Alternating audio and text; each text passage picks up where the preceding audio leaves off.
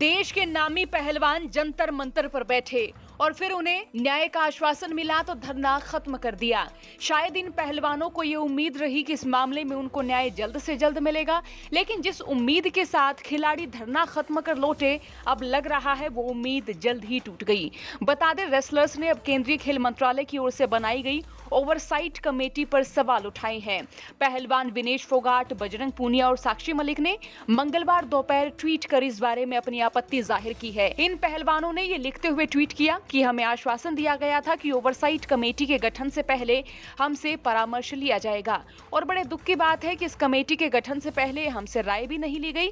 इन पहलवानों ने अपने ट्वीट में प्रधानमंत्री नरेंद्र मोदी, गृह मंत्री अमित शाह और खेल मंत्री अनुराग ठाकुर को भी टैग किया है। बता दें, केंद्रीय खेल मंत्री अनुराग ठाकुर ने 20 जनवरी को WFI अध्यक्ष के खिलाफ धरना देने वाले पहलवानों के साथ नई दिल्ली में अपने सरकारी आवास पर मीटिंग की थी। देर रात तक चली इस मीटिंग के बाद अनुराग ठाकुर ने इन पहलवानों के साथ मीडिया के सामने आकर कहा था कि खेल मंत्रालय पूरे विवाद की जांच के लिए कमेटी बनाएगा जो 4 हफ्ते में रिपोर्ट देगी। अब कमेटी की जांच पूरी होने तक बृजभूषण सिंह WFI का कामकाज नहीं देखेंगे। इस प्रेस कॉन्फ्रेंस के तीसरे दिन यानी 23 जनवरी को अनुराग ठाकुर ने 5 मेंबरी ओवरसाइट कमेटी बनाने की जानकारी देते हुए उसके सदस्यों के नामों का ऐलान किया। कमेटी के प्रमुख विश्व चैंपियन मुक्केबाज मैरी कॉम को बनाया गया, जबकि इसके सदस्यों में ओलंपिक पदक विजेता रेसलर योगेश्वर दत्त, द्रोणाचार्य पुरस्कार से सम्मानित तृप्ति मुरगुंडे और टॉप CEO राजगोपालन और राधा श्रीमन शामिल हैं।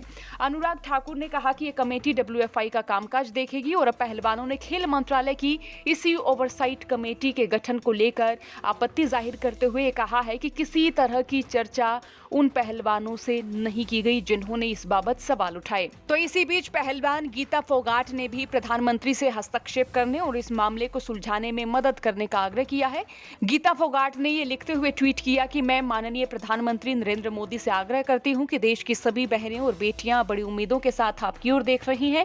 अगर हम बहनों और बेटियों को न्याय नहीं मिलता है तो देश के इतिहास में बड़ा दुर्भाग्य होगा। WFI और पहलवानों के बीच जारी विवाद में हरियाणा के जींद जिले की WWE रेसलर कविता दलाल की भी एंट्री हुई है। कविता दलाल का कहना है कि मुझे भी उत्पीड़न की वजह से रेसलिंग छोड़नी पड़ी। मैंने भी वेट लिफ्टिंग फेडरेशन के अध्यक्ष पूर्व IPS की प्रताड़ना के कारण रेसलिंग छोड़ी थी।